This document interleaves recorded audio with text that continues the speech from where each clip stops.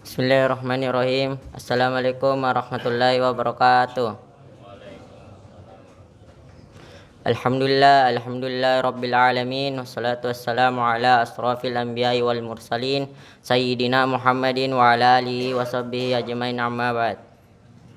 Jamaah salat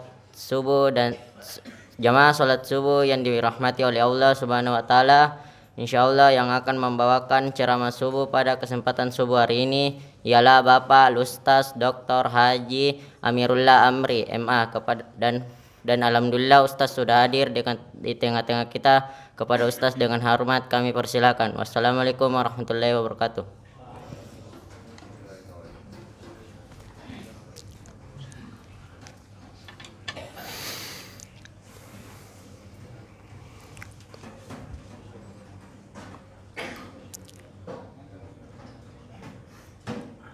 Assalamualaikum warahmatullahi wabarakatuh.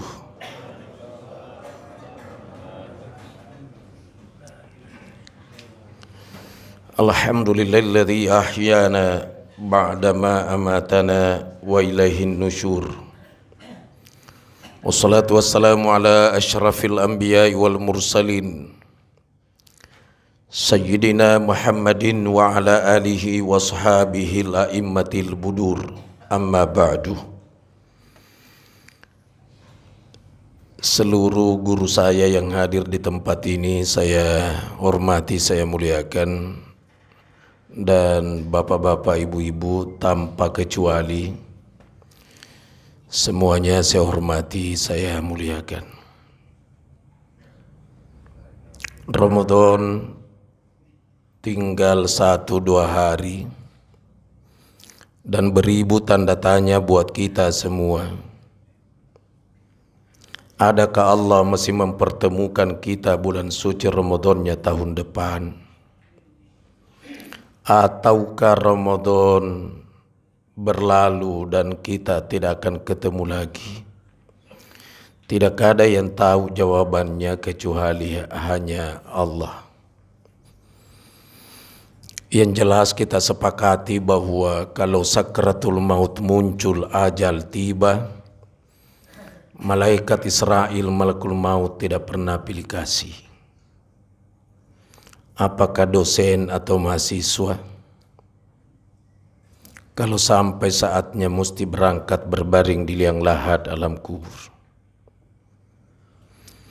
Berkata Sayyidah Khadijah radhiyallahu anha, ia berkata kepada anaknya Fatimah, "Nak Fatimah, sampaikan abamu iko napa uangnya Pak Masiri ka iya." Masya Allah, sosok istri malu sama suaminya.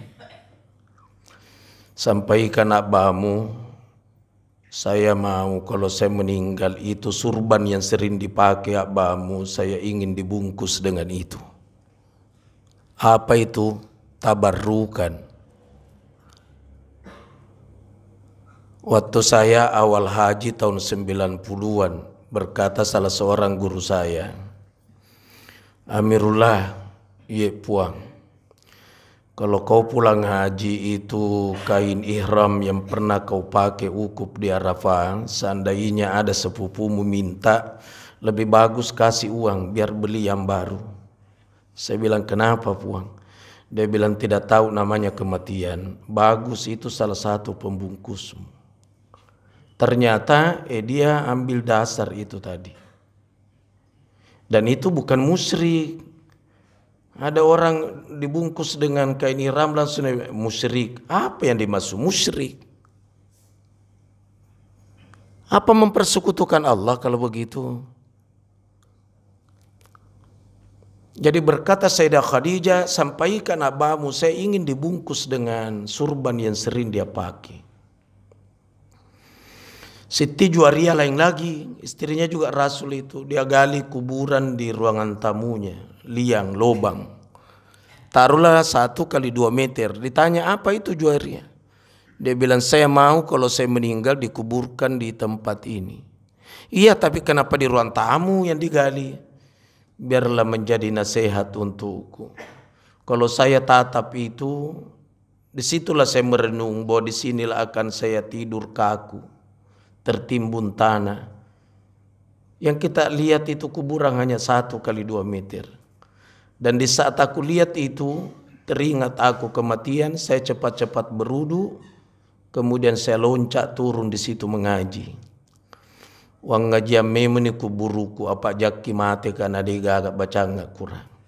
Makro bahasanya yang ngajar saya di pesantren. Menurut catatan sekitar 3.000 kali khatam Quran lalu muncul ajalnya. Masya Allah. Ini istri Nabi, istri Nabi. Nah ini bainain nemek inabi itu beda. Artinya adalah apa yang kita akan bawa ke sana. Ini istri-istri Rasul, pembungkusnya saja dia berpikir. Kemudian di mana mau dikuburkan? Siapa yang salati?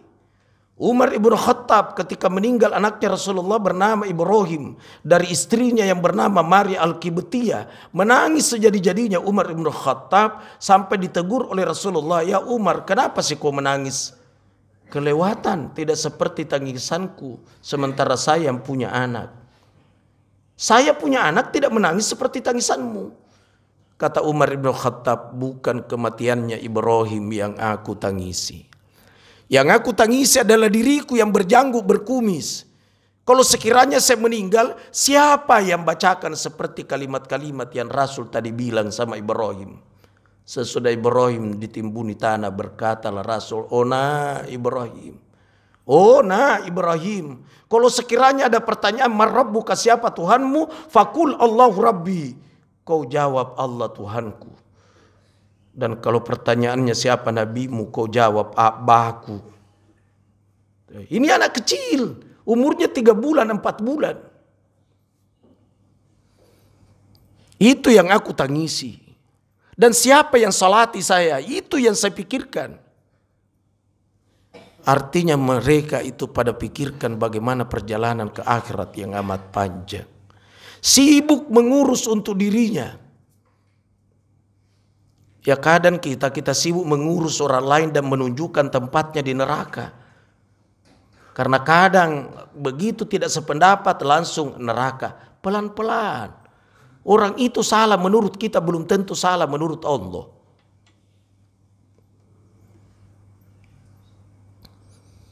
Mungkin dari segi kefasihan, dari segi tajwid, dari segi makhraj, menurut ilmu yang kita pahami dari rujukan ilmu tajwid, maka kita berkata, saya benar, dia salah, dia salah, dia salah. Boleh jadi. Tapi salah itu belum tentu salah menurut Allah. Sahabat kusikotomi rompa disengenanya segitu ilmunya. Ketemu Sufyan Ats-Tsauri dengan sahabat lamanya. Begitu ketemu sampai waktu sholat. Kata Sufyan, kau imam. Kata sahabat, "Oh, jangan saya, engkau ahli tafsir, engkau ahli hadis, engkau ahli fikih. Saya ini pengembala." Kata Sufyan Ats-Tsauri, menurut ilmu fikih, lebih afdol imam memimpin sholat tuan rumah dibanding dengan tamu. Dan saya tamu. Ayo imam. Maka tampillah sahabatnya jadi imam. Sufyan di belakang jadi makmum. Tapi begitu dia dengarkan makhrajnya, mulai menggerutu perasaannya. Karena susah membedakan antara so dengan sya, antara ka dengan ko, antara a dengan a, belum panjang pendeknya. Perasaannya muncul, menengewi sengiya imam. Seandainya saya tahu saya imam. Kenapa? Karena mestinya dibaca panjang dibaca pendek, mestinya pendek dibaca panjang. Contohnya, yang benar Jamaluddin atau Jamaluddin? Beda itu. Mestinya Jamaluddin, keindahan agama.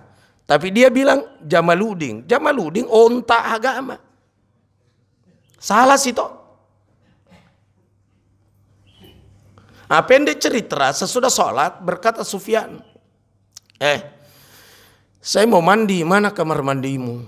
Oh, di sini tidak ada kamar mandi, ini kampung, ini pedalaman, ini daerah terpencil, ini daerah tertinggal. Tidak ada kamar mandi. Terus di mana orang mandi? Situ dibawa di sungai, dibawanya pohon yang rindang itu.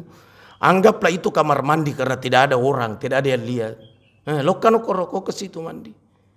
Begitu Sufyan ke sana dan memang tidak ada orang. Dia buka pakaiannya, bajunya, surbannya, kopiahnya, semua dia simpan di atas batu. Sesudah itu dia loncat turun mandi. Sudah mulai kedinginan menggigil, dia mau naik ambil kainnya. Begitu mau naik rupanya muncul singa langsung duduk di atas kainnya. Dia coba usir singa. Oh, singa itu melotot matanya dan seakan-akan mau mencengkeram. Maka menyelamlah Sufyan. Maka mulai takut. Wih, bahaya singa. Oh, tidak mau pergi singa itu. Bahkan semakin melotot penglihatannya. Maka tinggallah kedinginan di situ karena takut sama singa. Ini temannya tadi yang memimpin sholat. Mana ini Sufyan Ats-Tsauri belum datang-datang. Maka dia telusuri di sungai. Ternyata ada singa. Dari kejauhan yang memimpin sholat yang tidak bagus bacaannya. Dia panggil singa itu. Asal ta'al. Woi singa sini. Singa itu mendekat. Lalu diputar telinganya sama temannya Sufyan. Lalu singa aga jadi tuampena ye. Kau tahu itu ulama besar itu. Ahli tafsir, ahli fikih. Ahli hadis, kenapa kau duduk di situ di surbannya? Pergi. Pergi singa itu hanya ekornya goyang-goyang. Berkatalah Sufyan, "Oi, apa kau baca? Dari tadi saya mau pulang tapi saya takut sama singa itu. Ajarkan aku itu. Jadikan aku muridmu." Aku malu masa seperti saya mau diangkat jadi guru. Kau ahli tafsir, kau hafal Quran, kau ahli hadis. Betul itu. Orang menilai saya ahli tafsir. Tapi saya tidak berani putar telinganya singa. Kau makhrajmu menurut pengetahuan saya itu lebih banyak salah tadi. Kau tidak bisa membedakan antara so dengan sya. Antara ha, kho, ha. Kau tidak bisa bedakan. Tapi kenapa kau putar telinganya singa? Kata ini temannya Sufyan, begitu saya lihat bahwa itu singa, saya tahu bahwa itu punya kekuatan. Tapi tidak akan mungkin muncul kekuatannya kalau Allah tidak izinkan. Maka langsung terketok dalam hatiku, ya qawiyyu man lidha'ifi ghairuka. Wahai Tuhan yang amat kuat, siapa yang akan menolong hambamu yang lemah ini di lain daripada engkau? Itu yang muncul dalam hatiku, ya qawiyyu, wahai Tuhan yang amat kuat. Bagaimana Sufyan? Kau sudah tahu bacaannya toh? Itu masih ada singa satu. Kau coba pergi putar telinga. Tidak berani Sufyan Ats-Tsauri. Olehnya itu jangan suka kita mandang enteng orang. Karena kita tidak tahu. Biarkan Allah menilai. Inna Allah la yandur ila suwarikum walakinna Allah yandur ila qulubikum. Allah tidak melihat. Itu kata-kata suar itu bentuk jamak.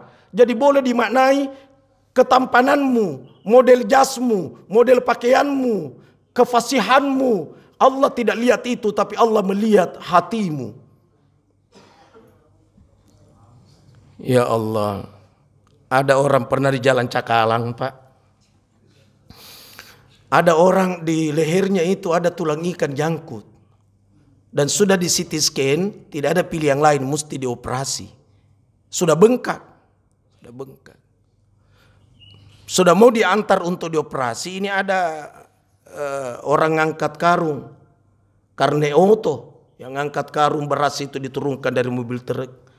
Tiba-tiba cok ina semagi roh. Kenapa itu? Ngapa anjo? Ada tulang ikan di lehernya. Mau dioperasi itu. Langsung dia buang karungnya. Baru dia usap.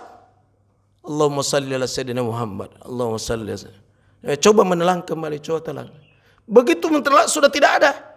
Tapi tetap pergi di CT scan, tulang itu sudah tidak ada. Itu dia baca. Kita baca begitu juga, Allahumma shalli, tidak ada perubahan. Ini contoh. Ada orang di kampung, tidak ada apa-apanya. Pokoknya tidak dihormati, tidak dihargai, tidak dimuliakan seperti kita ini kalau datang. Murid kita pada berdiri karena menjemput gurunya. Ini contoh. Di saat kematiannya Dia bilang, Amure, Om, saya tidak pergi salat Jumat. Hah? Kenapa tidak pergi Jumatan? Udah mepet waktu. Dia bilang, dibaca khutbah saya meninggal. Jadi beritahu saja orang di masjid kalau sudah salat Jumat langsung ke sini ke rumah. Pak mati nak tuh. Maka dia mulai na mati memek kok, Pak dia mau mati masiri kak tuh. Siapa tahu saya beritahu orang baru kau tidak mati, saya malu itu. Ternyata betul meninggal. Tidak usah itu. Mertua saya, dia bukan siapa-siapa, hanya guru mengaji. Itu pun pakai guru mengaji metode lama. Berkali-kali dia ngomong sama kita anak-anaknya pas sama menantunya. Pura Jumat tuh mau kuburukan nah. Sudah Jumat itu kau kuburkan saya. Dan ternyata betul. Tuh. Saya bilang Masya Allah. Padahal dia bukan, dia tidak tahu yang mana ciri-cirinya hadis sahih, yang mana ciri-cirinya hadis dhaif. Dia tidak tahu. Tapi ternyata dia paham. Coba Nabi Musa alaihissalam dari segi keilmuan di atas dia karena dia rasul. Tapi Allah menyuruh berguru sama Nabi Khidir yang bukan rasul. Itu pun Nabi Khidir berkata, kok tidak sanggup Musa? Enggak, saya sanggup. Boleh, tapi kau jangan nantang. Ikut sama saya tapi jangan suka mengkritisi. Oh, kita deal. Baru jalan. Ketemu Nabi Khidir anak yang tampan. Kita sering dengarkan riwayatnya, kisahnya. Langsung Nabi Khidir putar kepalanya itu anak. Prak. Meninggal itu anak. Maka Nabi Musa, tahu kau disifat kan? Orang tidak bagus sifatnya. Padahal ilmu tidak sampai di situ. Itu Khidir, dia bisa membaca. Bahwa ini anak kalau besar akan berbuat onar. Karena nampak gejalanya. Tapi ini Musa tidak tahu yang begitu. Contohnya kita dengan anak TK. Kita tahu, mau hujan ambil pakaianmu di jemuran. Kenapa? Karena ilmu kita sudah tahu bahwa ciri-ciri hujan akan turun kalau langit gelap. Ada guntur. Angin sudah mulai bertiup. Semut yang ada sayapnya sudah meninggalkan lubangnya. Maka kita akan berkata, berhenti main, mau hujan. Tapi anak TK kan dia tidak tahu yang seperti itu. Nah, kita tahu karena sudah bisa membaca tanda. Anak TK belum tahu membaca tanda. Sekira-kira begitu pemahamannya.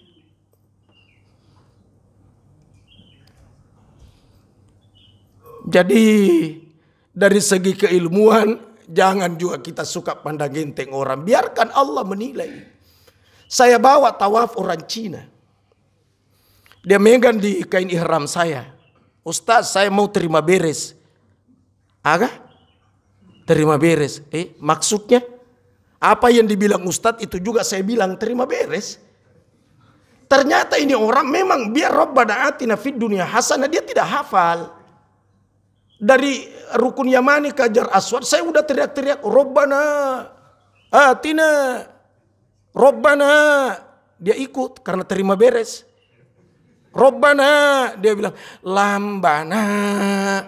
Kita Rabbana, dia lambana. Salah kan? Menurut ilmu kita. Tapi meleleh air matanya membasahi pipinya. Nah, beranikah kita berkata salah? Ya Allah ya Rabb. Jadi kalau terjadi perbedaan itu normal, itu wajar itu. Dia bilang jadi kalau misalnya ada orang salat maghrib 4 rakaat kita juga hormati, kita juga lihat-lihat. Oh enggak begitu. Dalil itu kan ada qat'i, ada dhonni. Ada yang tidak perlu didiskusikan lagi. Salat maghrib 3 rakaat tidak perlu didiskusikan. Apanya mau didiskusikan sudah jelas. Tapi kalau masalah-masalah yang lain, mari kita bijak. Rambut boleh sama hitam, kepala boleh sama bundar, pemikiran tidak mungkin sama. Jangan kapan tidak dilakukan Rasul bid'ah, musyrik, neraka. Pelan-pelan. Terlalu banyak yang kita lakukan Rasul tidak lakukan. Apa neraka? Tadi malam saya ceramah. Saya bilang itu mengeluarkan zakat fitrah beras bid'ah itu. Kenapa bid'ah Rasul tidak lakukan? Sampai berbeda pendapatnya Imam Syafi'i dengan Abu Hanifah. Imam Syafi'i itu mesti makanan pokok. Nah, makanan pokok itu di Sulawesi kan beras. Maka harus beras. Itu Imam Syafi'i. Tapi kalau Abu Hanifah boleh ditakar dengan uang. Itu. Udah beda kan? Mau memaksakan pendapat? Oh jangan. Yang mana kita merasa, oh ini kajian saya ini. Silakan. Istilahnya Pak Quraisyah, Pak Profesor. Islam itu bukan 2 tambah 2 berapa? Karena kalau 2 tambah 2 berapa hanya 1 jawabannya, 4. Tidak ada lagi jawaban lain.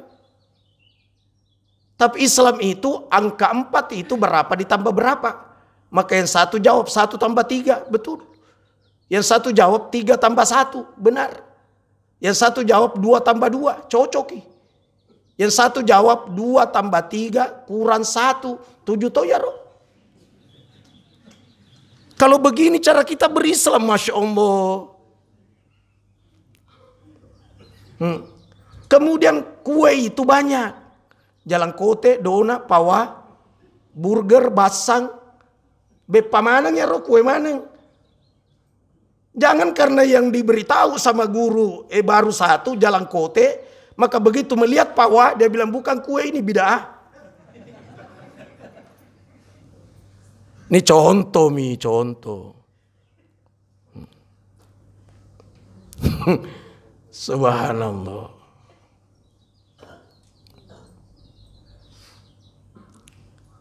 Ya, zakat fitrah yang mau keluarkan beras silakan, insya Allah surga. Yang mau mengeluarkan diuangkan, insya Allah surga. Biar kita ramai-ramai masuk surga. Yang tarawih 8 surga, yang tarawih 20 juga surga. Yang tidak tarawih belum tentu juga celaka. Karena tarawih hukumnya sunat bukan wajib. Subhanallah, nikmat ini berislam kalau begini. Karena selalu melihat orang lain selamat, dia selamat, kita juga selamat. Terakhir, saya mau baca ya 20 menit. Ada api nih.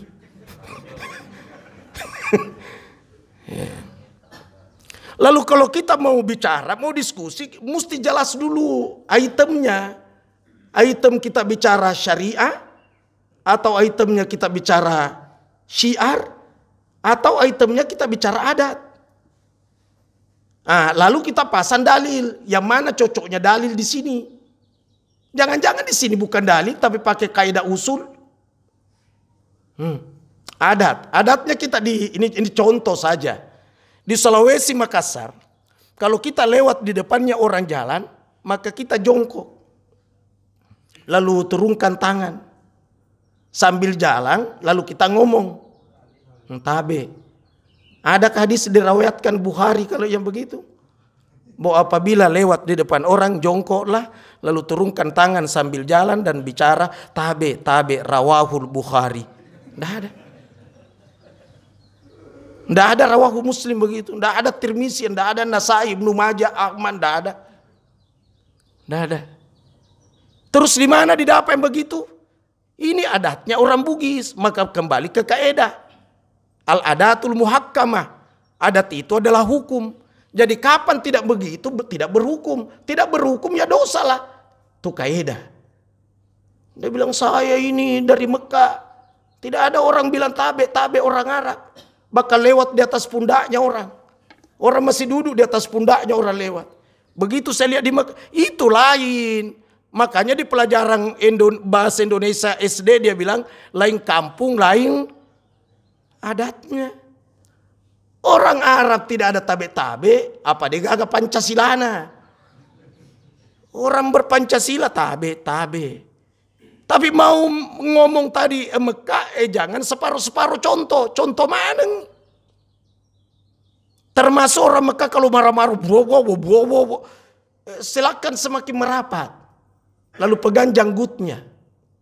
Baru tarik sedikit. Lalu ngomong sallu ala nabi, sallu ala nabi. Maka orang Arabnya dia perlu kita. Napa na campaki. Maafi muskilah, no problem. Dia gak ada masalah. Nah, coba praktekkan di Makassar yang begini. Acawa Ustaz Usman. Coba perhatikan di Makassar, begitu marah-marah silakan merapat, baru tarik janggutnya. Lalu ngomong sallu ala nabi, nah sedekah sallu ku jago kok. Beda toh.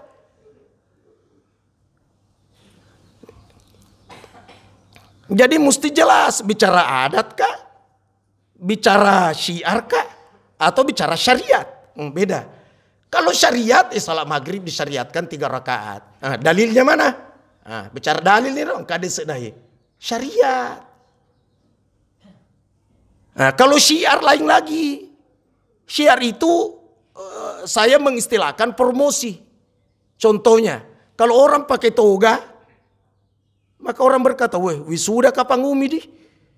Kenapa kau tahu? Oh ada yang lewat di sini sudah berapa pakai toga saya lihat itu. Berarti pakai toga itu adalah syiar wisuda. Jangan tanya mana ayat hadisnya, pasti tidak ketemu. Karena begitu tuh cari ayat hadisnya tidak ketemu, langsung dia bilang bid'ah. Padahal syiar. Bendera putih di depan rumahnya orang, itu syiar. Pertanda apa? Kematian. Berarti bendera putih itu adalah promosi kematian. Janur kuning di depan rumahnya orang, itu syiar, bukan syariat. Promosi itu. Promosi apa? Orang nikahan. Niga botik koronu. Kenapa nanya? Ada saya lihat janur kuning. Nah senenena sangka lah botis sih. Contoh mi. Gitu. Jangan tanya mana ayat hadisnya janur kuning. Pasti tidak ketemu. Syiar. Jadi tidak semua itu mesti kembali ke Quran hadis. Tidak semua. Mesti jelas dulu itemnya. Itu syiar. Terakhir sekali. Maka terluni sedih terakhir. Tapi tidak apa-apa supaya kita tinggal nanti sudah salat 2 rakaat baru pulang. Biar mendapatkan pahala haji dan umroh. Itu juga hadisnya itu tentang pahala haji umrah itu kalau salat 2 rakaat terbit matahari. Itu coba tengok hadisnya. Man shollal fajrah. Siapa yang salat fajar. Kapan kita berkata saya mau pergi salat fajar? Tidak. Tapi kita pergi salat subuh. Jadi jangan nanya yang mana didahulukan salat sunat fajar atau salat sunat subuh. Ya moto. Laki-laki dengan pria ya moto ya tonjanjo. Perempuan dengan wanita ya moto. Bencong kawe-kawe ya moto. Jadi al-fajr ay makna as-subah, as-subah ay makna fajar. Fajar arti subuh, subuh fajar. Kalimatani nafsul makna. Man shallal fajr fi jama'atin, siapa yang salat subuh berjamaah, summa qa'ada yadhkurullah ta'ala, kemudian dia duduk berzikir kepada Allah.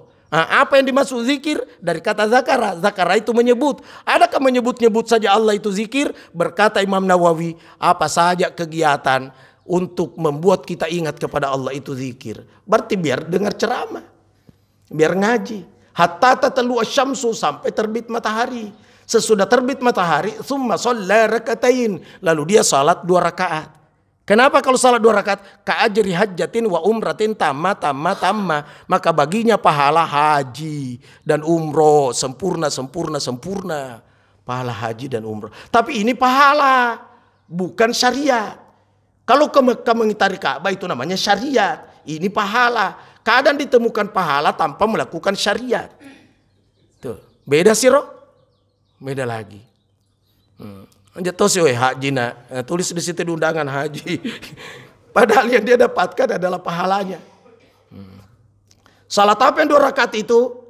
Beda pendapatnya Imam Nawawi. Lain duha, lain isyraq. Kalau isyraq di saat matahari syuruk mulai terbit, belum panas pasir. Tapi kalau duha sudah mulai pasir panas. Dan anak unta sudah tidak tahan lagi di situ, tinggal duduk. Nah, itu duha sampai waktu menjelang duhur. Nah, itu. Saya rasa inilah yang saya sampaikan pada subuh hari ini. Minta maaf dengan sangat. Kalau sekiranya ada kesalahan-kesalahan, nanti guru-guru saya yang ada di sini yang betulkan saya. Saya adalah manusia yang secuil pengetahuan. Dan sebagai kata kunci, lebih banyak membaca, lebih banyak mendengar, lebih banyak melangkahkan kaki, itu adalah peluang terbuka wawasan ini. Jadi membaca pada prinsipnya baca mana nih? Jangan hanya baca Imam Malik Al-Muwatta, tapi baca juga Imam Syafi'i. Jangan hanya baca Ibnu Taimiyah, tapi baca juga Ibnu Qayyim Al-Jauziyah. Semakin banyak dibaca, semakin banyak melangkah, semakin banyak melihat, wawasan semakin terbuka. Kenapa begini? Berangkat ke Mekah sama sekali boleh dikata tidak didengarkan Bismillahirrahmanirrahim. Langsung Alhamdulillahirabbil alamin. Berangkat ke Madinah sudah mulai kita dengar bisik-bisik. Berangkat di Masjid Aqsa di Palestina sudah sangat dengar Bismillahirrahmanirrahim. Itu di Masjid Aqsa di Palestina. Kenapa tahu? Saya sudah menelusuri, banyak sekali saya telusuri. Termasuk kuburnya Imam Bukhari di Uzbekistan, di Tashkent. Saya pernah ke situ. Dan orang pada ngaji di sekitarnya. Tidak ada orang komplain. Yang mau ngaji, mengajilah. Yang tidak mau, diamlah. Aman beragama begini. Allahu a'lam bissawab. Subhanakallahumma bihamdik, asyhadu an la ilaha illa anta, astaghfiruka wa atubu ilaik. Bismillahirrahmanirrahim. Alhamdulillahirabbil alamin. Allahumma shalli wa sallim ala sayyidina Muhammad. Allahumma tawwil a'marana wa sahhi ajsadana wa nawwir qulubana wa tsabbit imanana wa hassin a'malana wa wassi' arzakana wa ilal khairi qarribna wa minasy syarri abidna wa qadhi hawaijana fid dini wad dunya wal akhirah innaka ala kulli syai'in qadir. Allahumma ij'alna minal ulama'il 'amilin wa min ibadikas salihin. Allahumma inna na'udzubika min ilmin la yanfa'u wa qalbin la yakhsha'u wa 'amalin la yarfa'u wa du'ain la yasma'. Allahumma yassir wa la tuassir. Allahumma yassir umurana wa taqabbal du'aana. Allahumma rabbana taqabbal minna salatana wa siyamana wa qiyamana wa ruku'ana wa sujudana wa tadarru'ana wa takhashshu'ana wa ta'abbudana wa tammim taksirana ya Allah ya Rabbal alamin. Rabbana atina fid dunya hasanah wa fil akhirati hasanah wa qina adzaban nar wa adkhilnal jannata ma'al abrar ya aziz ya ghaffar ya Rabbal alamin. Wa sallallahu ala sayyidina Muhammad walhamdulillahi rabbil alamin. Al-Fatihah.